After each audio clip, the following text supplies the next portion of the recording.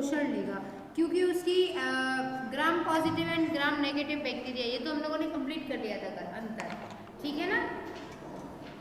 इनसे पूछना एक बार ना, वॉल्यूम आ रही है नहीं आ रही है? मोनिका शर्मा, हरिओम कुमार, विनय कुमार, आवाज आ रही है या नहीं आ रही है आप लोगों को?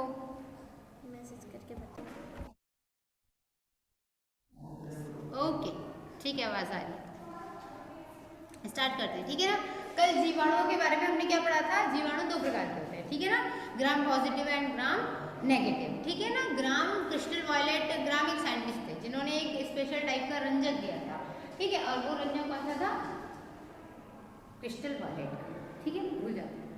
तो क्रिस्टल वायलेट का जो रंजक था उसको जो जीवाणु एक्सेप्ट करेगा उसे बोलते थे ग्राम पॉजिटिव, और जो एक्सेप्ट नहीं करता उसको कहते हैं ग्राम नेगेटिव, ठीक है। तो जो एक्सेप्ट करता है, ठीक है, उसके कुछ एग्जाम्पल्स वगैरह कल बताए थे, ठीक है, तो वो उनके अंदर अंतर होता है। अच्छा, मेन रीजन क्या है, क्यों, मतलब किसी ने क्रिस्टल वायलेट के कलर को एक्सेप्ट किया और किसने नहीं किया, तो जिसने एक्सेप्ट किया वो बैंगनी हो गया, जिसने एक्सेप्ट नहीं किया वो गुलाबी सा रह जाता है, ठीक है। जैसे दही वगैरह के बैक्टीरिया होते हैं, राइजोबियम वगैरह होता है, तो उन पर एक्सपेरिमेंट करके देखा जाता है। आपके लैब में जो एक्सपेरिमेंट होता है वो दही में जो जीवाणु होता है, क्या नाम है उसका, लैक्टोबैसिलस, ठीक है ना, उस लैक्टोबैसिलस पर एक्सपेरिमेंट करके देखा जाता है कि ये ग्राम पॉजिटिव है या ग्राम नेगेटिव है। तो ये सब कुछ कल हमने पढ़ लिया था।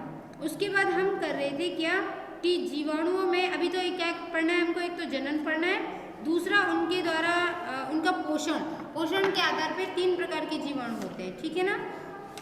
और एक विशेष बात और बताने वाली थी मैं आपको कि जो, क्योंकि कल जो बच्चे एब्सेंट थे उनको बताना ज़्यादा ज़रूरी है, ठीक है ना, कि जीवाणु क्यों कलर एक्सेप्ट करेगा, ग्राम पॉजिटिव अगर है तो वो क्यों हो रहा है, क्योंकि उसकी कोशिका भित्ति के अंदर क्या होता है, टिकॉइक अम्ल, ठीक है, टिकॉइक अम्ल होगा तो क्या करेगा, रंग को धारण करेगा, और नहीं है तो नहीं करेगा, ठीक है ना। जैसे कि राइजोबियम है तो वो क्या था, ग्राम नेगेटिव, ठीक, साल्मोनेला वगैरह है, विब्रियो है, वो भी नेगेटिव था, ठीक है ना। साल्मोनेला क्या होता है, साल्मोनेला टाइफी, जो टाइफाइड का कॉजल ऑर्गेनिज्म है, वो भी क्या होता है, नेगेटिव। लेकिन पॉजिटिव में कौन कौन से आते हैं, लैक्टोबैसिलस, क्लॉस्ट्रिडियम, माइक्रोकॉकस, ठीक है। माइक्रोकॉकस में आपने काफी सारे सुने होंगे, जैसे स्ट्रेप्टोकॉकस, माइक्रोकॉकस, निमोनी, जो निमोनिया कॉज करे। अगर कभी एग्जाम में याद ना रहे तो सीधी सी बात है, दही बैंगनी हो गया, ठीक है, दही में क्या होता है, लैक्टोबैसिलस, तो लैक्टोबैसिलस होगा तो वो क्या हो जाएगा, पर्पल कलर का हो जाएगा, इसका मतलब क्या है, वो ग्राम पॉजिटिव है, तो याद रहेगा, दही बैंगनी हो गया, खांसी आई, निमोनिया हो, उससे याद हो जाएगा ना, दही बैंगनी हो गया, खांसी आई, निमोनिया हो गया, यानी माइक्रोकॉकस, ठीक है, और लैक्टोबैसिलस, दो तो पॉजिटिव आपको 100% क्लियर हो गए, ठीक है। और जहाँ नेगेटिव है वहाँ के याद कर लेना, साल्मोनेला टाइफी और उसके अलावा राइजोबियम। दाल खाई नेगेटिव हो गई, हालांकि होते नहीं है, ठीक है, क्योंकि दाल खाने से तो प्रोटीन मिलती है तो हम पॉजिटिव हो जाते हैं, है ना। तो दाल नेगेटिव हो गई, ऐसे याद रख लेना, तो उससे याद आ जाएगा राइजोबियम नेगेटिव टाइप का होता है। अब बात करते हैं इसमें कि जनन कैसे होगा और पोषण कैसे होगा, दो ही चीज़ें पढ़नी है। तो सबसे पहले कल हमने स्टार्ट कर दिया था पोषण, ठीक है ना, तो आज पढ़ेंगे हम जीवाणु पोषण के आधार पर कितने प्रकार के होते हैं, ठीक है। तो हालांकि 2-4 वैसे तो कल बनवा दिया था, लेकिन चलो ठीक है, थोड़ा सा रिवाइज कर देते हैं।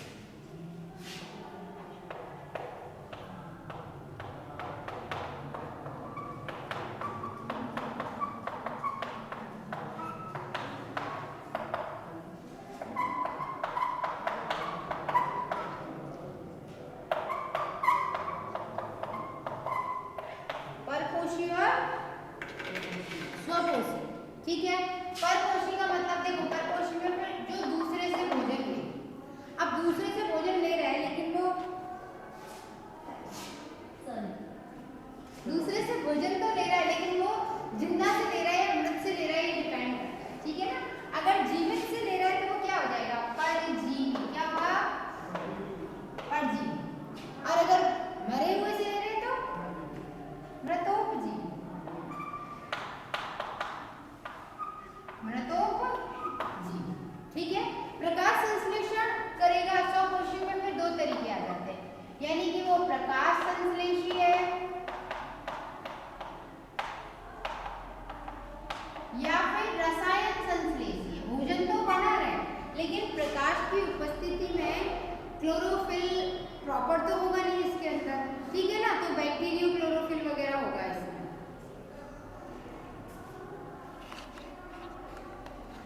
तो बैक्टीरियो क्लोरोफिल की वजह से क्या हो जाएगा,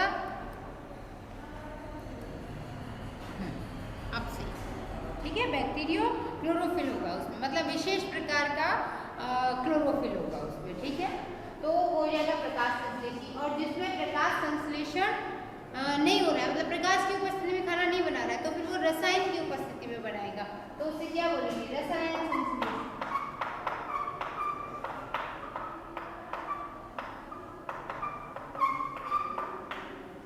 ठीक है ना, इस तरीके से जीवाणु होते हैं। तो अब सबसे पहले बात करते हैं कि प्रकाश संश्लेषी जीवाणु कौन कौन से होंगे, ठीक है। उनके अंदर एक वर्णक होता है जिसे जीवाणु क्लोरोफिल कहते हैं, और कुछ जीवाणु ऐसे भी हैं जिनमें और बैक्टीरियो विरिडिन या क्लोरोबियम क्लोरोफिल पाया जाता है। यानी ऐसे प्रकाश संश्लेषी जीव जो होंगे उनके अंदर क्या क्या होगा, वर्णक होंगे, ठीक है ना। अब वर्णक कौन कौन से होंगे, 3 तरीके के वर्णक होते हैं। या तो क्या होगा, जीवाणुविक पर्णहरित, ठीक है, मतलब बैक्टीरियो क्लोरोफिल। दूसरी चीज क्या होगी उसके अंदर, बैक्टीरियो विरिडिन,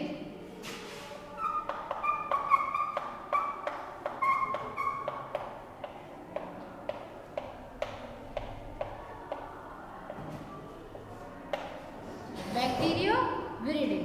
और बैक्टीरियो विरिडिन के अलावा उसमें और क्या होगा, क्लोरोबियम क्लोरोफिल।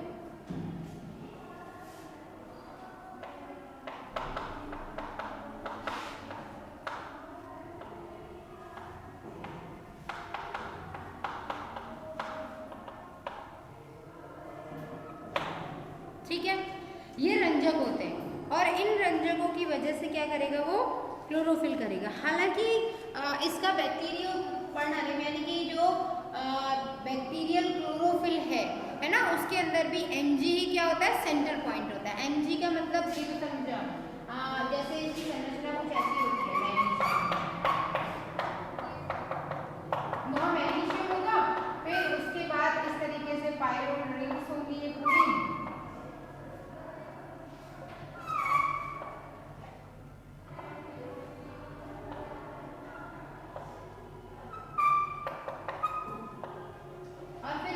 टेल होती है, ठीक है ना। ये पायरोल रिंग होती है और ये फाइटोल टेल होती है। इस तरीके की पूरी संरचना आपने क्लोरोफिल की पढ़ी होगी 11th या 12th में, देखी होगी ना, थोड़ी थोड़ी याद आ रही है। तो ऐसी ही क्लोरोफिल की स्ट्रक्चर होती है। तो जैसे इसमें सेंटर में Mg है, वैसे बैक्टीरिया में भी सेंटर में Mg ही होता है, ठीक है ना। बस पूरी संरचना इसकी नहीं, क्योंकि छोटा है, उसे ज्यादा खाना बनाना तो है नहीं है, तो इतना सब कुछ रसायन इकट्ठे करके क्या करेगा वो, ठीक है कि ना, कम खर्चा। तो ये हो गया वर्णक। वर्णक के बाद आगे देखते हैं हम क्रिया कैसे करेगा ये, ठीक है ना, कैसे इस तरीके का क्लोरोफिल वगैरह बनाएगा। अच्छा, एक बात और है, ज्यादातर कंडीशन में ये होता है कि ये जल नहीं लेता है। जैसे देखो, आपने नॉर्मल कंडीशन में ये पढ़ा होगा, CO2 plus H2O gives C6H12O6 पढ़ा है, प्लस O2। अब इसको बैलेंस कर लो,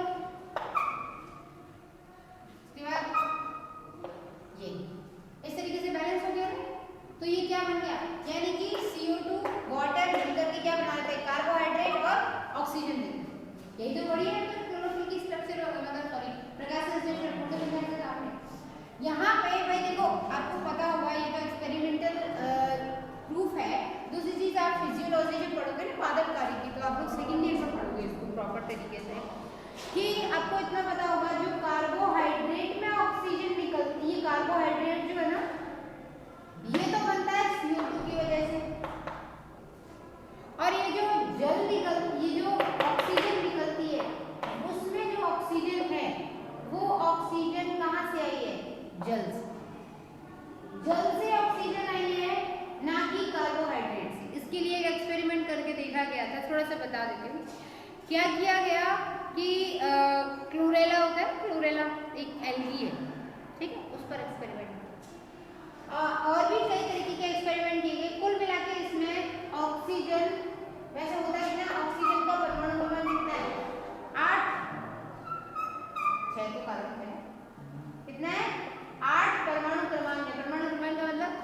electron and number of proton बराबर होते हैं ना, तो वो 8 हो गया। इसके अलावा परमाणु भार कितना होता है 16, यानी कि 8 ही इसमें क्या है इलेक्ट्रॉन, 8 ही क्या है प्रोटॉन। और परमाणु भार का मतलब क्या होता है प्रोटॉनों की संख्या और न्यूट्रॉनों की संख्या, बोलो है कि नहीं है। इसका मतलब ये 16 है तो प्रोटॉन तो 8 होंगे क्योंकि इलेक्ट्रॉन 8 है, तो इसका मतलब न्यूट्रॉन भी कितने रहेंगे 8। लेकिन कभी कभी ऐसा होता है, आपने पढ़ा होगा कि आइसोटॉप्स पाए जाते हैं, समभारिक समस्थानिक संभारिक ऐसे पढ़े होंगे ना, आइसोटॉप आइसोबार। तो समस्थानिक में क्या है, कभी कभी ऐसी स्थिति आती है कि उनके स्थानिक मतलब परमाणु क्रमांक समान होते हैं लेकिन भार भिन्न भिन्न होते हैं, है ना। जैसे ऑक्सीजन 8 18 ऐसी भी ऑक्सीजन होती है, यानी कि इसमें क्या है, अब अगर इलेक्ट्रॉन 8 है तो इलेक्ट्रॉन तो 8 ही रहेंगे, इसका मतलब प्रोटॉन भी 8 रहेंगे, लेकिन न्यूट्रॉनों की संख्या क्या होगी है 10। प्रोटॉन तो 8 ही रहेंगे लेकिन न्यूट्रॉन 10 रहे होंगे, तभी तो ये 18 हो गई।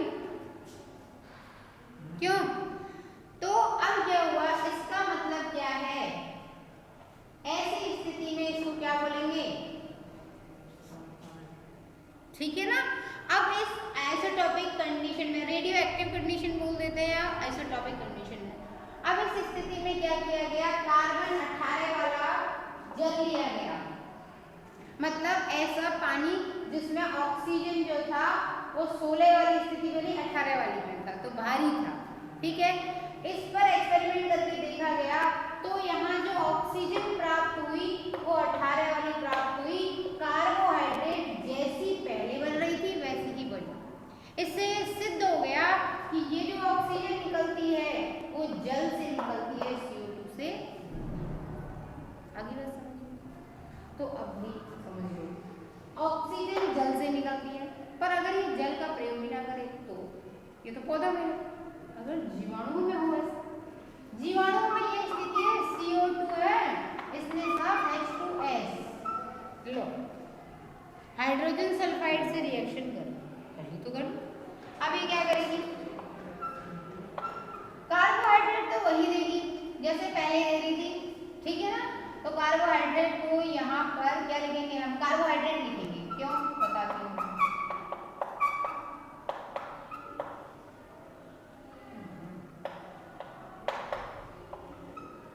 ठीक है, कार्बोहाइड्रेट का सूत्र जनरली कई बार ऐसे ले लिया जाता है CH2O और इसकी पावर n, ये हो जाती है, मतलब कार्बन की जितनी भी संख्या है हाइड्रोजन उससे दुगनी संख्या में होंगे और ऑक्सीजन कार्बन के बराबर होंगे, ये मान करके डेफिनेशन दे देते हैं, इसका मूलानुपाती सूत्र दे देते हैं।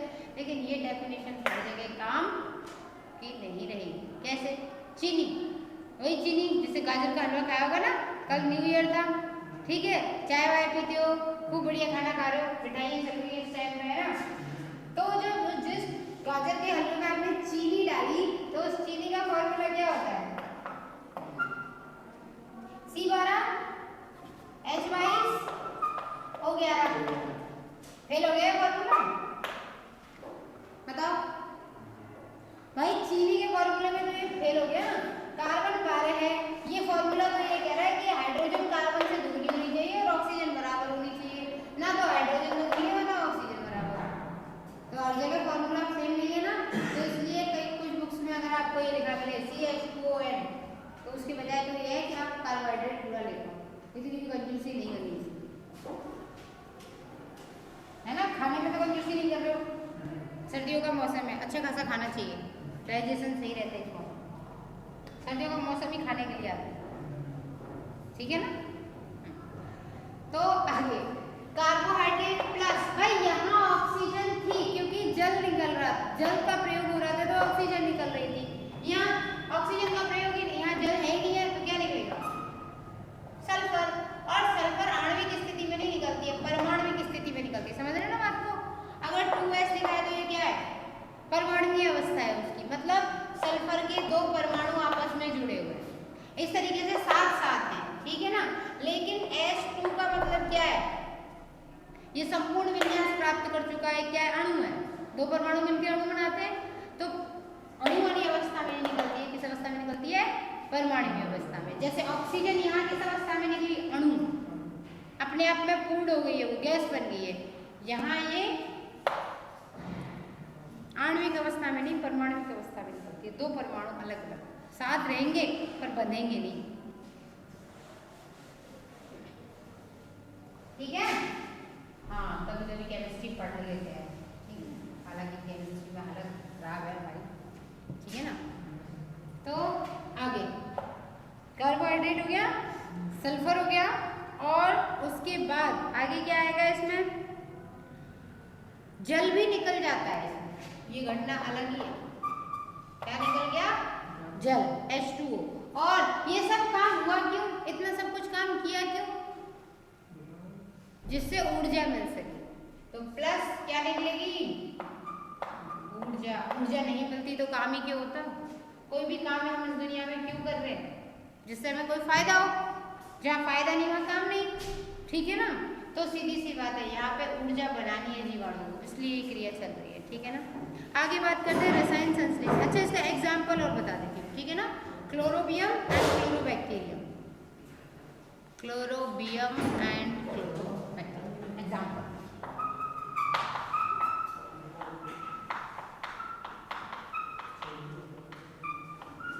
क्लोरोबियम और दूसरा क्या हो गया, क्लोरो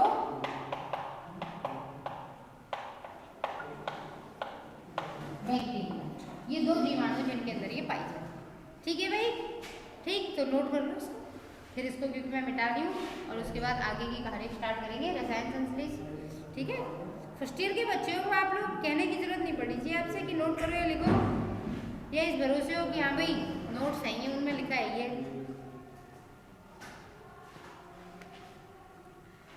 रसायन संश्लेषी, ठीक है ना, जो रसायनों को क्या करेंगे, ऑक्सीकरण, ठीक है ना। कुछ पदार्थों के ऑक्सीकरण से ऊर्जा उत्पन्न हो जाती है, तो कई बार रसायनों का संश्लेषण किया जाता है, ठीक है। जैसे गंधक जीवाणु जो होता है, बैक्यूटोआ, थायोबैसिलस, थायोथ्रिक्स। तो भाई थायो शब्द कहाँ प्रयोग होता है पता होगा ना, थायो वही होगा जहाँ सल्फर होगा, सुना है, केमिस्ट्री में पढ़ा होगा, जहाँ सल्फर होगा वहाँ थायो शब्द आ जाता है ना, ठीक है। तो रसायन संश्लेषी काफी ज्यादा है, इसलिए मैंने कहा इसे नोट कर लो, फिर आगे पूरा रसायन संश्लेषी करवाना है, कम से कम 3-4 तो है ही है।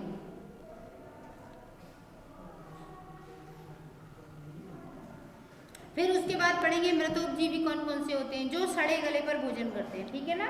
सड़े गले पर फिर दो प्रकार के हो जाते हैं, एक होते हैं विकल्पी, एक होते हैं अविकल्पी। अविकल्पी और कौन दूसरे होंगे, अच्छा बताओ विकल्पी होना सही है या अविकल्पी होना, ये अविकल्पी है, यानी ये खाएगा तो मृतोपजीवी को खाएगा, नहीं तो किसी को नहीं खाएगा, मतलब कचरा नहीं मिला तो मर जाएगा, खाएगा कुछ, समझ आ रही है। विकल्पी सड़ा गला मिल जाए तो ठीक है, नहीं तो जिंदा को खा जाएंगे, क्या दिक्कत है, ठीक है। यानी कि विकल्पी होना सही है। प्रकृति में अगर विकल्पी स्थिति नहीं होगी तो मृत्यु हो जाएगी, है कि नहीं है, अल्टरनेट कुछ ना कुछ चाहिए, ठीक है। अब कोई कहते हैं मुझे तो मैथ ही मैथ पढ़नी है, अरे मैथ नहीं पढ़नी है, ठीक है, नहीं है किसी के बस की तो कुछ और सब्जेक्ट पढ़ो, ठीक है ना, कुछ तो पढ़ो, अल्टरनेट कुछ तो ढूंढो।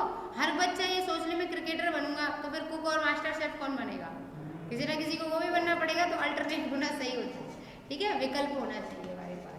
आगे आप लोग जब पढ़ोगे कि पारिस्थितिकी, इकोलॉजी, उसमें भी पढ़ोगे कि सभी जीवों के पास अल्टरनेट कंडीशंस होती है, ठीक है ना। मनुष्य शाकाहारी मांसाहारी दोनों प्रकार की स्थितियां रखता है। मुंह में जो दांत होते हैं साइड में वो नुकीले होते हैं, वो किसके लिए जरूरी है, ठीक है, तो वो काटने फाड़ने के लिए, जिससे पता चल रहा है कि शायद कभी मनुष्य मांसाहारी से भी समानता रखता होगा।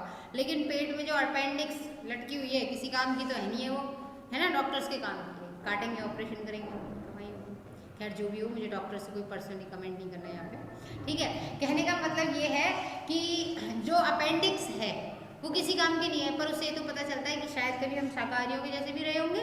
आगे के दांत हमारे गाय जैसे ही होते हैं, जैसे गाय के होते हैं चौड़े चौड़े बाइट करने के लिए, है ना, काटने के लिए, अब नहीं होते तो चॉकलेट कैसे खाते, ठीक है। तो इस तरीके से विकल्पी होना ज़्यादा सही होता है, ठीक है। कुछ ऐसे भी होते हैं जो प्रोटीन कार्बोहाइड्रेट के अपघटन करेंगे और उसके बाद क्या करेंगे, किण्वन की क्रिया कर देते हैं, ठीक है ना, अवशोषण करेंगे सड़े गले को खाकर। तो अब इसको मिटा दूं, ठीक है।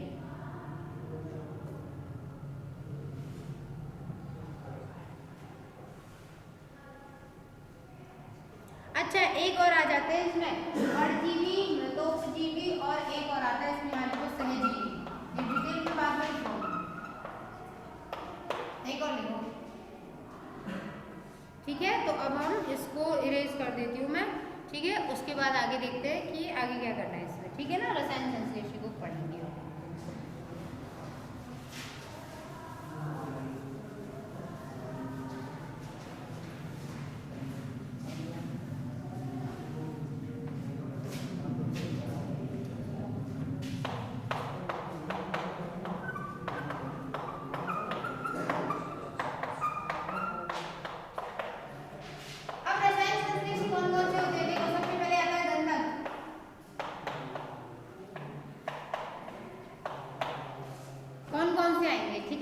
जैसे एक है क्या, गंधक जीवाणु, दूसरा कौन सा होता है, लौह जीवाणु, हाइड्रोजन जीवाणु, नाइट्रिकारी जीवाणु, ठीक है ना, मीथेन जीवाणु और कार्बन जीवाणु।